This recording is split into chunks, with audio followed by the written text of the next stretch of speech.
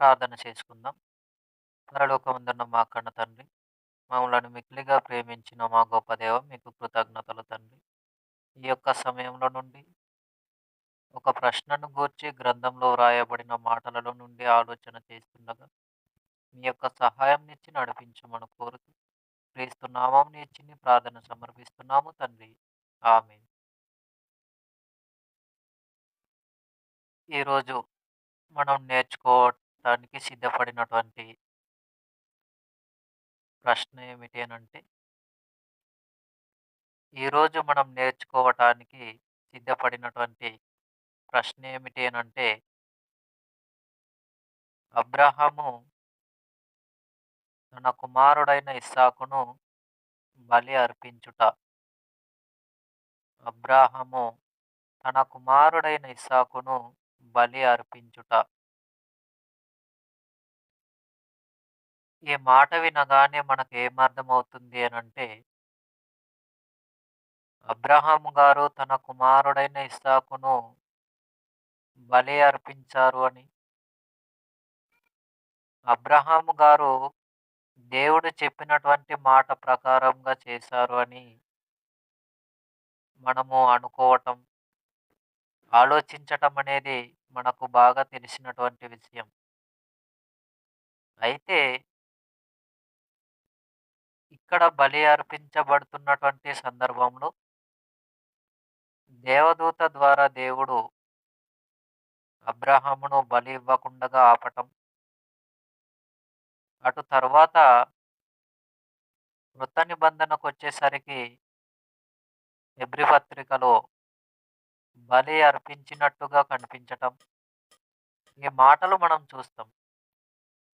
అయితే వాస్తవానికి అబ్రహాం గారు దేవునికి ఇస్సాకును బలిగా అర్పించారా లేదా అనేదే ఈ సమయంలో గ్రంథంలో నుండి మనం ఆలోచన చేయవలసినటువంటి అవకాశము మనకుంది. కనుక ఈ సమయంలో మనం గ్రంథంలో వ్రాయబడినటువంటి మాటలను ఆలోచన చేద్దాం. గ్రంథంలో ఏం చెప్పబడిందో దానిని మాత్రమే మనము నమ్మగలగాలి. గ్రంథంలో లేని మాటలను, గ్రంథము చెప్పనటువంటి విషయాలను గ్రంథంలో జోడించటం, గ్రంథంలో పొందుపరిచి దానిని వివరించి చెప్పటం అనేది చేయకూడదు.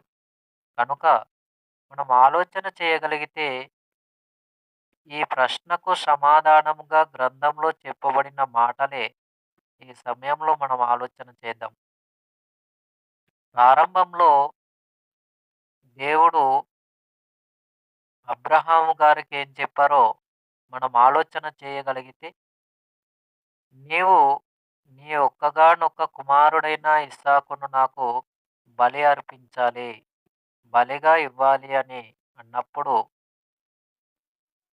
అబ్రహాము గారు సిద్ధపడినట్టుగా, తన కుమారుడైన ఇస్సాకును బలి ఇవ్వటానికి సిద్ధపడినట్టుగా మనం చూస్తాం. ఆదికాండము 22వ అధ్యాయము మొదటి వచనం నుండి 13, 14 వచనాల వరకు మనం ఆలోచన చేయగలిగితే, ఈ సందర్భమంతా కూడా మనకు కనిపిస్తుంది. అబ్రహాం గారికి దేవుడు తన దూత ద్వారా తెలియచేసినటువంటి విషయం, నాకు బలిగా నీ కుమారుణ్ణి ఇవ్వాలి అన్న విషయం, అటు తర్వాత మరలా బలి ఇవ్వటానికి సమీపముగా ఉన్న సందర్భంలో మరలా అబ్రాహమా అబ్రాహమా ఆగుము అనే స్వరాన్ని అబ్రాహాము గారికి వినిపించేలా దేవుడు మాట్లాడటం, దూత గారి ద్వారా దేవుడు మాట్లాడించటం, ఇదంతా కూడా మనము చదువుచున్నప్పుడు ఈ సందర్భంలో ఉన్నటువంటి మాటలు మనకు అర్థమవుతాయి. అయితే ఇక్కడ 22వ అధ్యాయము ఆదికాండములో 12, 13 వచనాల్లో మనం చూడగలిగితే, అక్కడ ఏం చెప్తారనంటే మనం చూద్దాం ఒకసారి ఆ మాటలు. ఆదికాండము 22వ అధ్యాయము 12, 13 వచనాలు మనం ఆలోచన చేయగలిగితే, అప్పుడు ఆయన, "ఆ చిన్నవాని మీద చెయ్యి వేయకుము, అతనినేమియు చేయకుము. నీకు ఒక్కడైయున్న నీ కుమారుని నాకియ్య వెనుక తీయలేదు గనుక, నీవు దేవునికి భయపడువాడవని ఇందువలన నాకు కనబడుచున్నదనెను." ఎవరు దేవునికి భయపడేవారు అనంటే, ఎవరు దేవుని యందు భయాన్ని కలిగిన వారుగా ఇక్కడ కనిపిస్తున్నారు అనంటే, అబ్రహాము గారు దేవుని యందు భయము కలిగినటువంటి వారిగా మనం ఈ లేఖనంలో చూస్తా ఉన్నాం. గ్రంథంలో వ్రాయబడిన ఈ మాటలు మనం చూస్తున్నాం. మరొక సందర్భం 13వ వచనం. అప్పుడు అబ్రహాము కన్నులెత్తి చూడగా, పొదలో కొమ్ములు తగులుకొనియున్న ఒక పొట్టెలు వెనుక తట్టున కనబడెను. అబ్రాహాము వెళ్లి ఆ పొట్టెలును పట్టుకొని తన కుమారునికి మారుగా పెట్టి దహన బలిగా అర్పించెను. దేనిని అర్పించారు అబ్రహాం గారు? ఒక పొట్టేలును అర్పించటం అనేది జరిగింది. దేనికి మారుగా అనంటే, తన కుమారునికి మారుగా, తన కుమారునికి బదులుగా ఆ యొక్క పొదలలో కనిపించినటువంటి పొట్టేలును ఎవరు అర్పించారు అనంటే, అబ్రహాం గారు అర్పించటం అనేది ఇక్కడ ఈ సందర్భంలో జరిగింది. ఇంతకు అబ్రహాము తన కుమారుణ్ణి బలిగా అర్పించలేదా? దేవుడు అర్పించమని చెప్పారు కదా! మరి ఎందుకు అర్పించలేదు? ఎందుకు అర్పించలేదు? ఇక్కడ సందర్భం, బలి అర్పించే సమయానికే మరలా "అబ్రాహమా, అబ్రాహమా ఆగుము" అనేటటువంటి స్వరాన్ని దేవుడు తన దూత ద్వారా పలికించటం, ఆ సమయంలోనే అబ్రాహాం గారు కూడా ఇస్సాకు అయిన తన కుమారుణ్ణి బలిగా ఇవ్వకుండగా భౌతికపరమైనటువంటి బలిని అర్పించటం అనేది విడిచిపెట్టటం ఈ సందర్భంలో మనకు తెలుసు. అయితే వాస్తవానికి మనం ఆలోచన చేయగలిగితే, దీనికి అర్థం కావటానికి మరొక సందర్భాన్ని మనం ఆలోచన చేద్దాం. ఈ యొక్క మాట మనకు అర్థం కావటానికి మరొక సందర్భాన్ని గనుక మనం ఆలోచన చేయగలిగితే, యాకోబు పత్రిక, యాకోబు పత్రిక రెండవ అధ్యాయము, యాకోబు పత్రిక రెండవ అధ్యాయము 21, 22 వచనాలను మనం ఆలోచన చేద్దాం. యాకోబు పత్రిక రెండో అధ్యాయము 21, 22. మన పితరుడైన అబ్రాహాము తన కుమారుడైన ఇస్సాకును బలిపీఠము మీద అర్పించినప్పుడు అతడు క్రియల వలన నీతిమంతుడని తీర్పు పొందలేదా? విశ్వాసము అతని క్రియలతో కూడి కార్యసిద్ధి కలుగజేయవలెననియు, క్రియల మూలముగా అతని విశ్వాసము పరిపూర్ణమైనదనియు గ్రహించుచున్నావు గదా! ఇక్కడ మనం ఆలోచన చేయగలిగితే 21లో, మన పితరుడైన అబ్రాహాము తన కుమారుడైన ఇస్సాకును బలిపీఠము మీద అర్పించినప్పుడు అతడు క్రియల వలన నీతిమంతుడని తీర్పు పొందలేదా? బలిపీఠము మీద తన కుమారుడైన తన కుమారుడైన ఇస్సాకును అర్పించినప్పుడు అనుంది. మరొకసారి చూద్దాం. మనకు అర్థం కావటానికి ఇంకొకసారి చదువుదాం ఆ యొక్క మాటను. 21వ వచనం.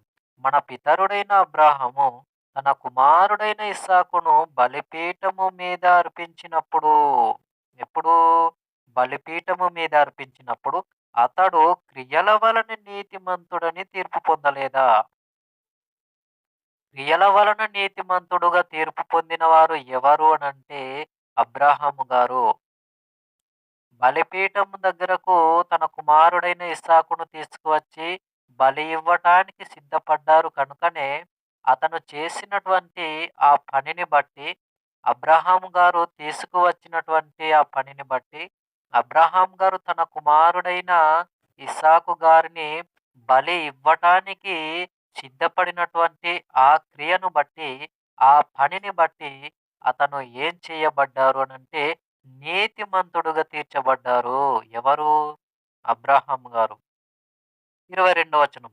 విశ్వాసము అతని క్రియలతో కూడా కార్యసిద్ధి కలుగజేయవలెననియు, క్రియల మూలముగా అతని విశ్వాసము పరిపూర్ణమైనదనియు గ్రహించుచున్నావు గదా!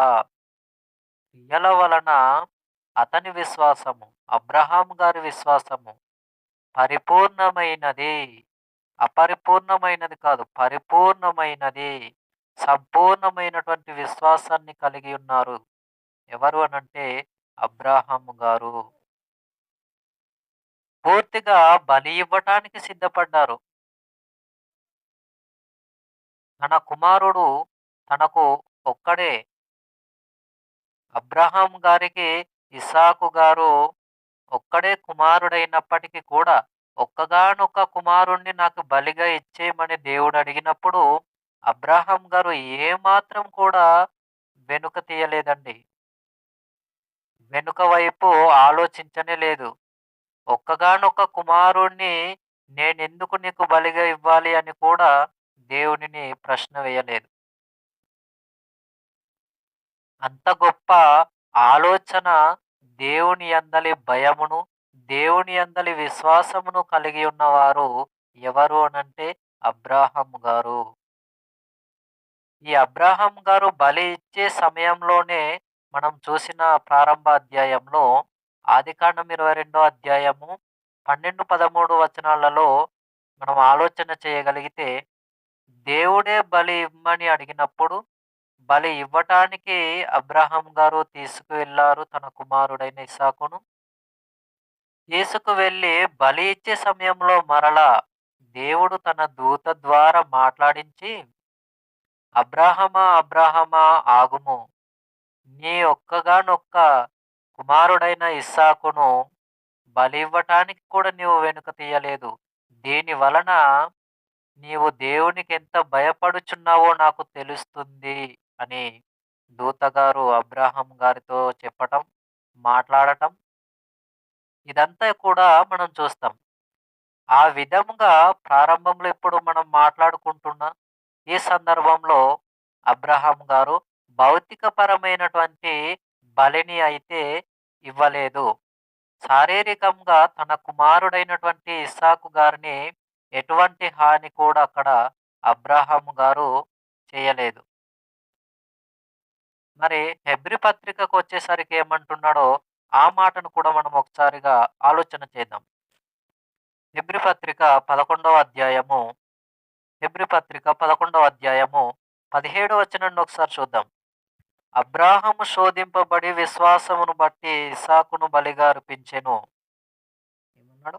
అబ్రాహాము శోధింపబడి విశ్వాసమును బట్టి ఇస్సాకును బలిగా అర్పించెను. ఇక్కడ బలిగా అర్పించెను అనుంది. బలిగా అర్పించెను అనుంది. జాగ్రత్తగా గమనించుదాం ఈ మాటను. ప్రారంభంలో బలి ఇవ్వటానికి అబ్రహాం గారు సిద్ధపడినప్పుడు, దేవదూత ద్వారా దేవుడే మరలా ఆపటం, అందులో బలి జరగకుండగా ఉండటం, అబ్రహాం గారు తన కుమారుడైన ఇస్సాకు గారిని ఏ హాని కూడా భౌతికంగా చేయకపోవటం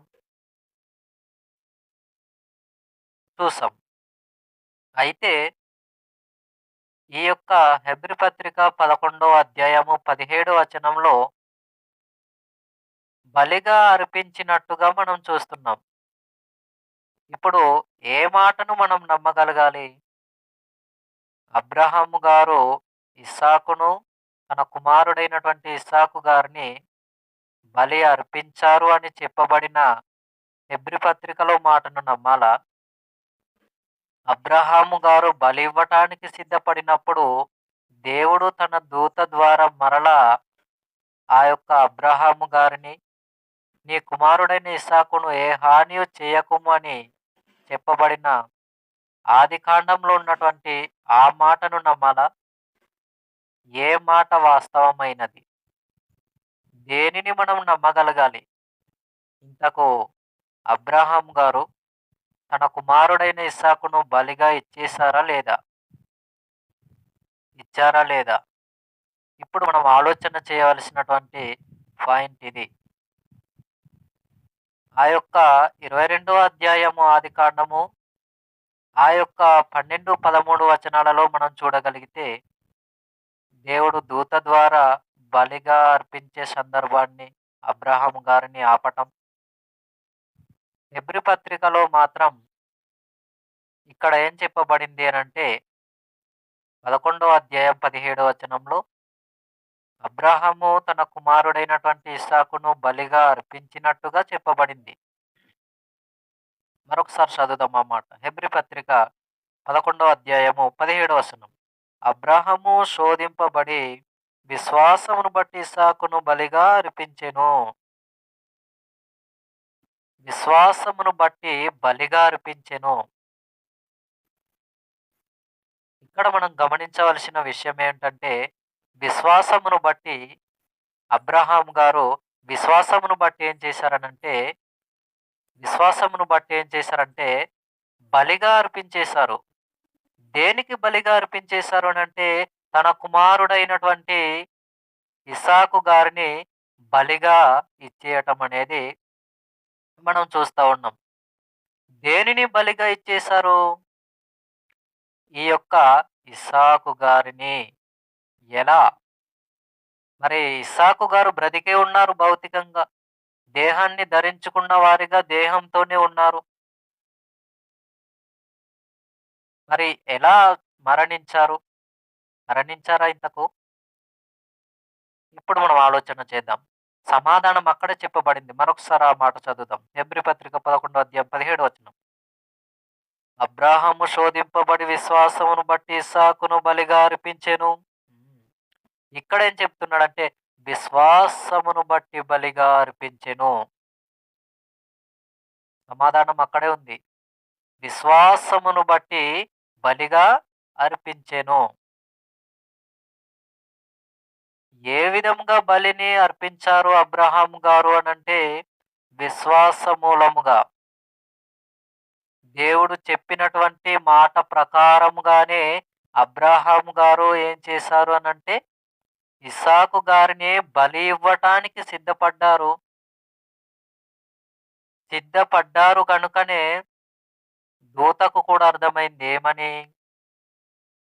నీవు దేవునికి భయపడు వాడవు అని దూత చెప్పటం మనం చూసాం. ఆదికాండం 22, 12, 13 వచనాలలో. కాబట్టి ఏ విధంగా అబ్రహాము తన కుమారుడైన ఇస్సాకును బలిగా అర్పించారు అనంటే భౌతిక పరముగా కాదు, విశ్వాస మూలముగా బలి అర్పించారు. విశ్వాస మూలంగా బలి అర్పించారు. దేవుని దృష్టిలో విశ్వాస వీరునిగా నిలిచినటువంటి వ్యక్తి అబ్రహాం గారు. విశ్వాసులకు తండ్రి.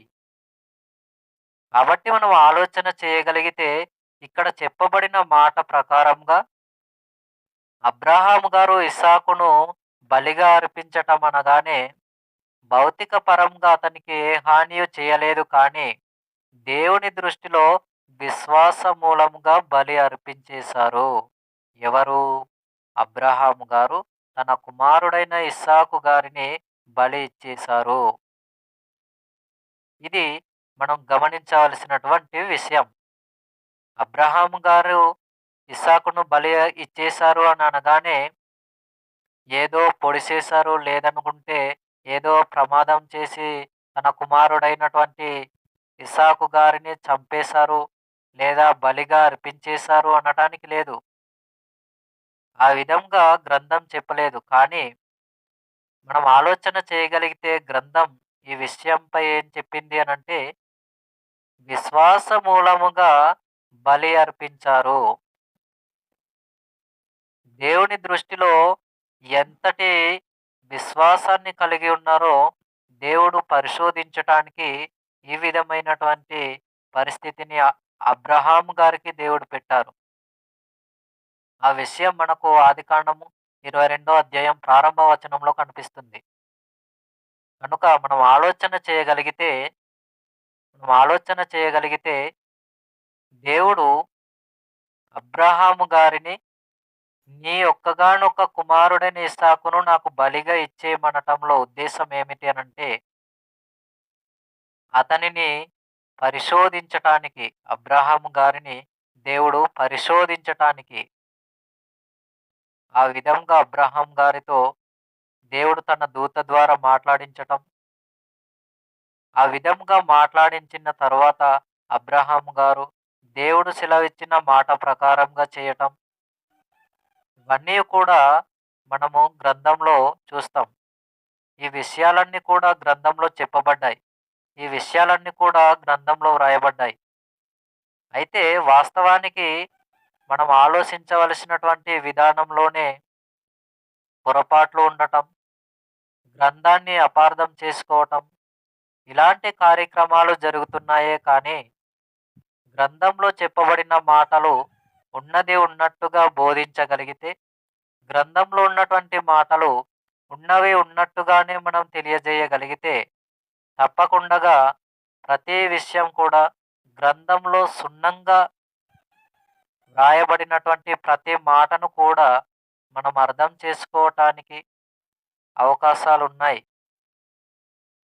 కాబట్టి మనం ఆలోచన చేయగలిగితే ఇక్కడ అబ్రహాం గారు భౌతికముగా ఇస్సాకు గారిని, తన కుమారుడైన ఇస్సాకు గారిని ఎటువంటి హాని కూడా చేయలేదు. కానీ విశ్వాస మూలముగా మాత్రమే బలిని అర్పించినట్లుగా మనం గ్రంథంలో చూస్తా ఉన్నాం. కాబట్టి మనం ఈ యొక్క మాటలను మనసులో పెట్టుకొని గమనించవలసినదిగా కోరుచున్నాను. ఈ యొక్క సమయంలో ప్రార్థన చేసుకొని ఈ యొక్క ప్రశ్నకు సమాధానాన్ని ముగించుకుందాం. పరలోకమందున్న మా కన్న తండ్రి, మమ్మలను మిక్కిలిగా ప్రేమించిన మా గొప్ప దేవ, మీకు కృతజ్ఞత స్తోత్రాలు తండ్రి. ఈ యొక్క సమయంలో ఉన్నతమైనటువంటి మీ యొక్క మాటలను అందించుటకు మీరిచ్చిన ప్రేరేపణను బట్టియో, ఆలోచనను బట్టియో కృతజ్ఞత స్తోత్రాలు తెలియజేస్తూ, ఇదిగో తండ్రి, అబ్రహాము గారు మీరు చెప్పినటువంటి మాట ప్రకారంగానే విశ్వాసం మూలముగా బలిని అర్పించినట్టుగా మీ యొక్క గ్రంథంలో నుండి మేము చూసాము తండ్రి. చెప్పబడిన మాటలను బట్టి, మీ యొక్క గ్రంథంలో ఉన్న మాటలను బట్టి మా యొక్క జీవితాలను మీకు ఇష్టమైన జీవితాలుగా మార్చుకొని బ్రతుకుటకు మా యొక్క ఆత్మీయ జీవితాల మనోనేత్రాలను తెరవమని కోరుతూ క్రీస్తు నామమున ఈ చిన్ని ప్రార్థన సమర్పిస్తున్నాము తండ్రి. ఆమేన్.